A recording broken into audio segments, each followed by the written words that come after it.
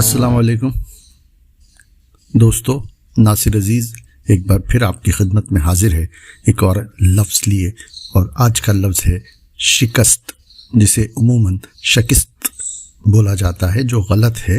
اس کے معنی ہیں ہار، ٹوٹ پھوٹ، مات یا ہزیمت، اور اس کے مرکبات ہیں کچھ، وہ بھی بتاتا چلوں۔ شکستہ پا یعنی اپاہج، شکستہ پائی یعنی پاؤں کا ٹوٹا ہونا، شکستہ پر یا شکستہ بال یعنی پر ٹوٹا ہوا اور لاچار، شکستہ دلی یعنی نا امیدی، شکستہ ناخن بے قوت بے استعداد، شکستہ حالی تباہ حالی، شکستہ خاطر بیزار طبیعت، اور شکست و ریخت نقصان یا ہرجہ۔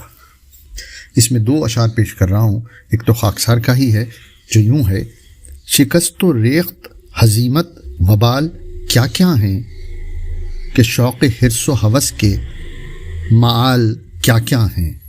اور دوسرا شعر حضرت حفیظ بنارسی کا ہے جو فرماتے ہیں: جب بھی چھیڑا تو ایک فغاں نکلی، دل شکستہ رباب جیسا تھا۔